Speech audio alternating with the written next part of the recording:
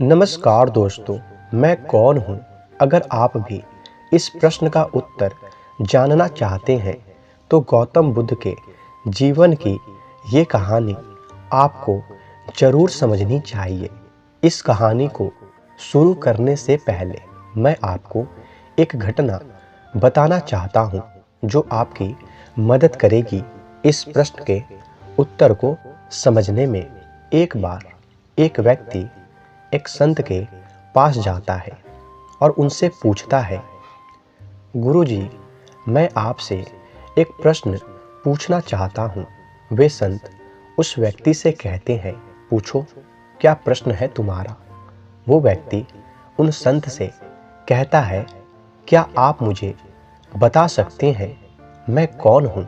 वे संत उस व्यक्ति के प्रश्न को सुन हंसते हैं और कहते हैं, तुम्हारा नाम क्या है? वो व्यक्ति बताता है कि मेरा नाम राम है।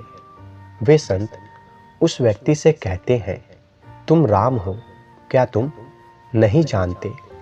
वो व्यक्ति उन संत के उत्तर को सुनने के बाद उन संत से कहता है, ये तो मैं भी जानता हूँ, कुछ अलग बताना हो तो बताएं।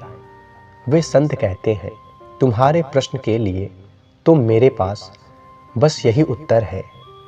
कुछ देर बाद एक और व्यक्ति उन संत के पास आता है और उनके सामने खड़ा हो बस रोने लगता है।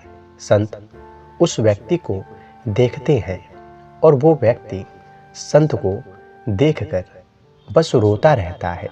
कुछ क्षण बाद संत अपने आसन से खड़े होते हैं और उस व्यक्ति को गले से लगा लेते हैं।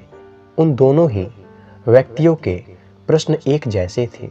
दोनों ही पूछने आए थे कि मैं कौन हूँ। एक व्यक्ति ने शब्दों में प्रश्न किया और उसे शब्दों में उत्तर मिल गया और दूसरे ने बिना शब्द के प्रश्न किया और उसे बिना शब्द के उत्तर मिल गया। तो मैं चाहता हूँ कि आप इस कहानी के माध्यम से शब्दों में अपने प्रश्न के उत्तर को ना खोजें। कृपया कर ध्यान से सुनने का और अनुभव करने का प्रयास करें। राजा सुधोधन के घर में एक पुत्र का जन्म होता है। बड़ी खुशी की घड़ी होती है क्योंकि ना जाने कितने वर्षों के इंतजार के बाद उन्हें संतान हुई थी। पूरे राज्य में खुशी का माहौल था। राजा अपने पुत्र का भविष्य जानने के लिए ज्ञानी ब्राह्मणों को बुलवाता है और उनसे कहता है, आप मेरे पुत्र का भविष्य मुझे बताएं कि उसका भविष्य कैसा होगा। सभी ब्राह्मण राजा सुधोधन के पुत्र का भविष्य देखते हैं और बताते हैं, राजन, आपके पुत्र की कुंडली में साफ साफ लिखा है कि या तो आपका पुत्र चक्रवर्ती सम्राट होगा या फिर साधु सन्यासी। उन ब्राह्मणों की बात सुन राजा के पैरों के नीचे से जमीन खिसक जाती है। राजा कहता है, मेरा पुत्र और साधु सन्यासी, ऐसा नहीं हो सकता। मैं अपने पुत्र को चक्रवर्ती सम्राट देखना चाहता हूँ। कृपया कर आप कोई ऐसा उपाय बताएं जिससे मेरा पुत्र सन्यासी ना बनकर एक चक्रवर्ती सम्राट बने। सभी ब्राह्मण मिलकर राजा सुधोधन से कहते हैं, इसका तो केवल एक ही उपाय है। कोई भी व्यक्ति सन्यास की ओर तभी पड़ता है जब उसे जीवन में दुख नजर आता है। अगर आप चाहते हैं कि आपका पुत्र सन्यासी ना बने तो आपको उसके जीवन में आने वाले हर दुख, हर पीड़ा को रोकना होगा। आपके पुत्र को किसी भी दुख या पीड़ा की परछाई भी नहीं दिखनी चाहिए। राजा ऐसा ही करता है। राजा वो हर व्यवस्था करता है जिससे उसका पुत्र दुख से दूर रहे। समय बीतता है और सिद्धार्थ विवाह योग के हो जाते हैं। राजा अपने पुत्र का विवाह एक सुंदर कन्या से करवा देता है जिसका नाम यशोधरा होता है। सिद्धार्थ का विवाह होने के बाद राजा सुधोधन के मन में ये पक्का हो जाता है कि अब उसका पुत्र सन्यासी नहीं बनेगा। कुछ वर्षों बाद यशोधरा एक सुंदर पुत्र को जन्म देती है। राजकुमार सिद्धार्थ अब पिता बन जाते हैं। राजा सुधोधन को अब और विश्वास हो जाता है कि अब तो उसका पुत्र सन्यासी बिल्कुल नहीं बनेगा, क्योंकि अब तो वो खुद पिता बन गया है। एक दिन राजकुमार सिद्धार्थ अपने पिता के पास आते हैं और उनसे कहते हैं, पिताजी, आज तक मैंने अपने राज्य को नहीं देखा। अगर आपकी आज्ञा हो तो क्या मैं आज अपने राज्य को देख आऊं? सिद्धार्थ के पिता राजा सुधोधन बहुत खुश होते हैं, इसलिए वे अपने पुत्र को मना नहीं कर पाते।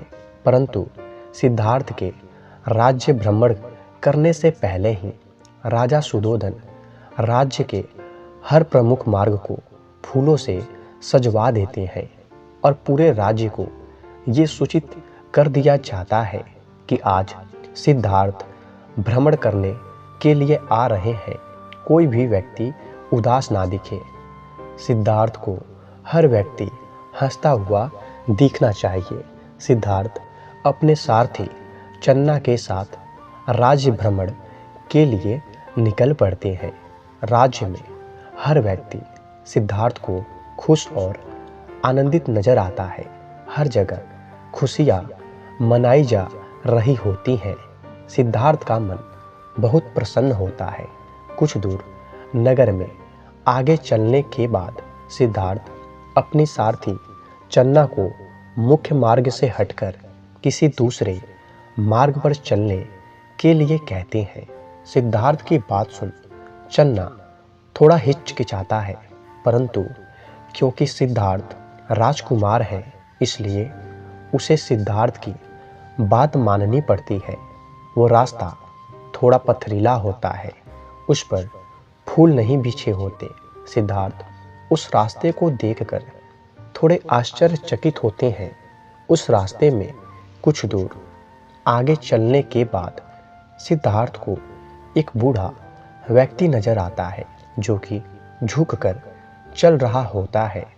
उसके हाथ में एक लाठी होती है जिसके सहारे वो धीरे धीरे आगे बढ़ रहा होता है।